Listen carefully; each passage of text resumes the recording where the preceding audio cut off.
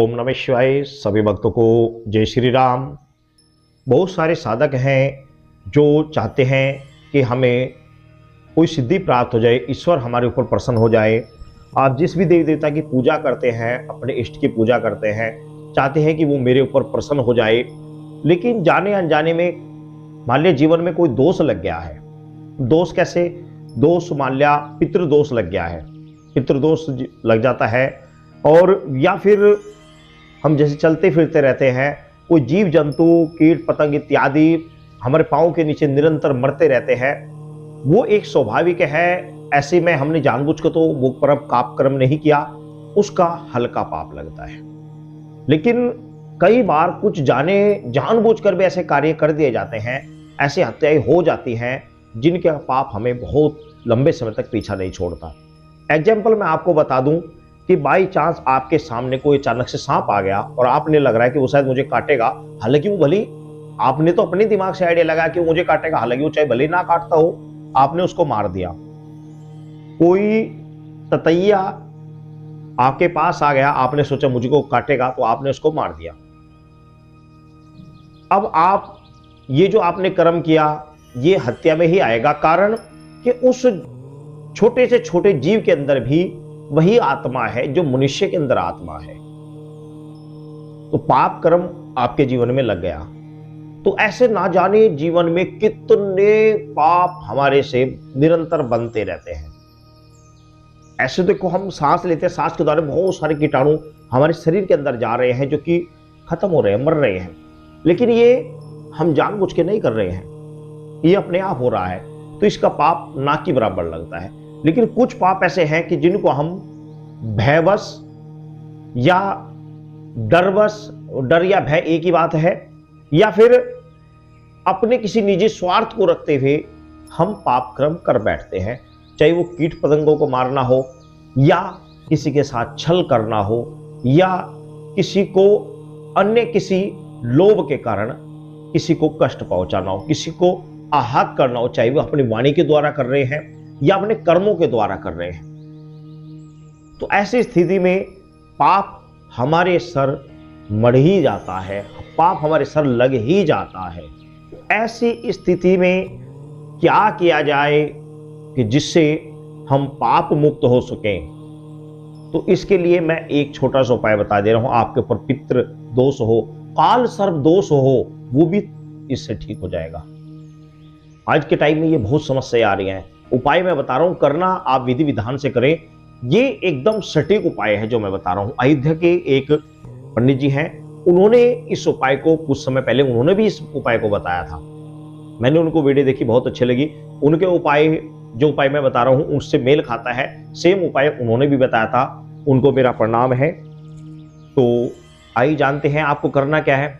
आपने रविवार के दिन सर्वप्रथम तो 7 कुल्हड़, छोटे छोटे कुल्हड़ जो होते मिट्टी के, कुम्हार के यहाँ से कुल्हड़ लेकर आ जाए, या फिर कसोरे लेकर आ जाए। कसोरे या कुल्हड़, छोटी कुल्हड़ या कसोरे आपको साथ लेकर आ जाना है। साथ ही आपने थोड़ा दूध ले लेना है, आधी किलो से ज्यादा, यानी 500 ग्राम से ज्यादा, 600 ग्राम ले लीजिए, 650 ग्राम ले लीजिए। शुद्ध गाय का दूध होना चाहिए रविवार के दिन।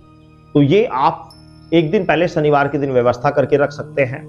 आपने थोड़ा सा इसके साथ ही आप उसमें थोड़ा सा घी डालना है, थोड़ी सी दही डालनी है, थोड़ा शहद डालना है, थोड़ा शक्कर डालना है, थोड़े से काले तिल डालने हैं, समझ गया, थोड़े से जौ डालने हैं। अब ये सभी चीजें आपके पास तैयार हो गई। तकरीबन इसको 1 किलो या 1 किलो के आसपास आप इस सारा मटेरियल आपका ये हो जाएगा। आपने रविवार के दिन अपने आप को पूर्व दिशा की ओर मुख करते हुए, सूर्य उदय हो रहा है या हो चुका है, आपने सामने सूर्य होना चाहिए। कहीं पर आप छत पर बैठ जाइए या कहीं पर ऐसे जगह पर बैठ जाइए जहां से आपको सूर्य देव सामने आपको दिखाई दे। आपने ये सब सामान 7 दोने आपने सामने रख देने हैं। कसोरे या फिर मटके आपने सामने रख देनी है। वह दूध जो मिश्रण है वह 7 में आपने डाल देना है, बराबर भागों में।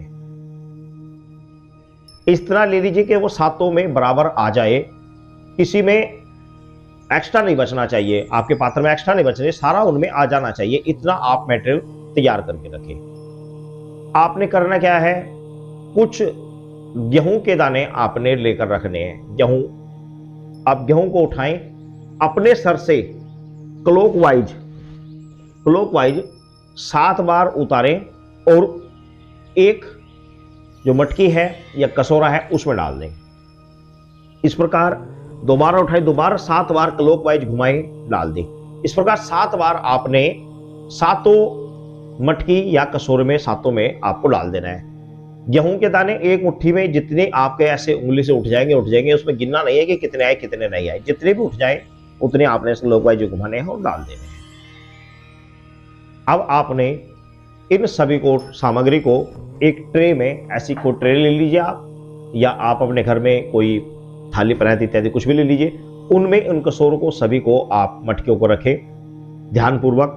साथ ही अगरबत्ती या धूमबत्ती, माचिस आप रखें और आपने अपने आसपास किसी नीम के वृक्ष के पास जाना है, किसी नीम के वृक्ष के पास जाना है। घर गृहस्थ में कहीं भी खड़ा हो कोई दिक्कत नहीं है, इसमें किसी तरह का किसी को कोई नुकसान नहीं है। मैं आपको दर कोई आदमी सोचे कि भाई टोटका है तो कोई नुकसान, इसमें किसी तरह का किसी को कोई नुकसान नहीं है। आपने जाना है, नीम के पास जाना है और साथ दोनों नीम के चारों ओर इस प्रकार आपने रख देने हैं। रख दिया आपने। अब उसके बाद में जब आपने एक बार इस प्रकार रख दिए तो एक बार तो आपकी परिक्रमा रखते हुए हो गई है, इसको आप छोड़ दें। रखते हुए जो परिक्रमा हुई है उसको छोड़ दें, उसकी कोई वैल्यू नहीं है। अब इसके बाद में आपने 7 बार उस पेड़ की परिक्रमा करनी है क्लॉकवाइज आपने उसकी परिक्रमा करनी है और नीम के पेड़ के पास ही आपने एक धूमबत्ती आपने लगा देनी है नीम वृक्ष के लिए। क्योंकि जो ये वृक्ष होते हैं हमारे हिंदू शास्त्रों में इनकी पूजा का विशेष महत्व, जैसे कि पीपल का वृक्ष की पूजा की जाती है, केले की पूजा की जाती है, वट वृक्ष की पूजा की जाती है, बिल्व वृक्ष की पूजा की जाती है, और आपको बता दें कि नीम की पूजा माता महाकाली के प्रयोग में की जाती है।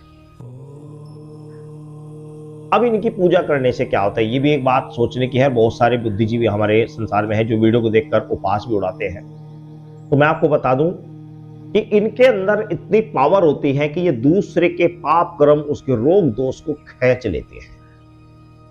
नीम के आपने सुना भी होगा कि 999 गुण कह देते हैं, तो नीम के अंदर बहुत ज्यादा पावर होती है। तो ये आपने लगाना है, ये आपने कार्य करना है।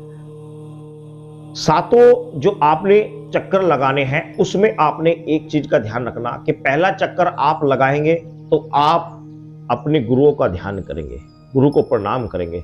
गुरु नहीं है तो आप हनुमान जी का ध्यान करें, भगवान शिव का करें, या अपने माता पिता का ध्यान कर लें। दूसरी परिक्रमा में आपने अपने जो घर के कुल देवी देवता है उसका ध्यान करेंगे, नहीं पता है तो ईश्वर का ध्यान करें। तीसरी परिक्रमा में आप अपने देवताओं का ध्यान करेंगे जो देव पितर होते हैं। चौथी परिक्रमा में आप अपने जो जिस देवता की आप पूजा करते हैं उन सभी का ध्यान करेंगे।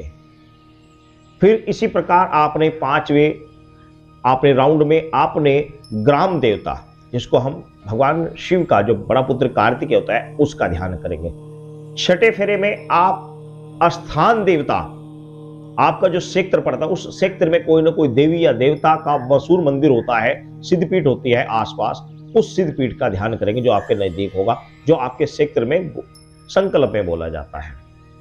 और अंतिम 7वें चक्कर में आपने जल देवता का ध्यान करना है। कुल मिलाकर आपने, चाहे आप इनको एक साथ याद करते हुए परिक्रमा करें, चाहे अलग अलग समय में इनको ध्यान करते हुए परिक्रमा करनी है। आपने प्रणाम करना है और ये भावना करनी है कि मेरे जीवन में जो भी पाप कर्म रहे हैं, जो भी मेरे पर काल सर्प दोष है या पितृदोष है, वह सभी मैं यहीं पर छोड़े जा रहा हूं। और वहीं से थोड़ी सी मिट्टी उठानी है, अपने माथे पर लगानी है और प्रणाम कर वहां से अपने घर आ जाना है। यह प्रक्रिया आपने रविवार के दिन करनी है। इसी तरह आपने यह क्रिया कंटिन्यू अगले शनिवार तक करनी है। रविवार से शुरू कर शनिवार तक, यानी कि 7 दिन आपने यही क्रिया करनी है। इस क्रिया को आप कर लीजिए। यकीन मानिए, आपके ऊपर काल सर्प दोष हो, पितृदोष हो या अन्य किसी हत्या का दोष हो, जीव जंतु इत्यादि कोई आपके हाथ से कोई मर गया हो, उसका दोष हो, किसी तरह का कोई भी दोष हो, ये सभी दोष इस उपाय से आपके भूल जाएंगे। तो आप इस उपाय को कर लीजिए। अन्यथा भाई हर दोष का अलग अलग उपाय होता है, जिसमें पाठ बैठते हैं, लंबे समय तक पाठ बैठते हैं, तभी पाठ बैठाकर उनके मंत्रों का जाप कर उससे मुक्त हुआ जाता है। और यदि आप ये नहीं कर सकते तो ये उपाय करें जो मैंने आपको बताया, इसमें आपको पाठ इत्यादि बैठाने की आवश्यकता नहीं है, इसी से ही आप अपने पाप से मुक्त हो सकते हैं। उसके बाद में आप जिस भी देवी देवता की पूजा करेंगे, जिस भी देवी देवता की आप साधना या सिद्धि करना चाहते हैं, आपको सफलता प्राप्त होगी। तो आपको मेरी वीडियो समझ में आ गई होगी कि किस प्रकार मैंने आपको विधान बताया है, इस तरीके से आप ये कार्य करें। सभी भक्तों को जय श्री राम।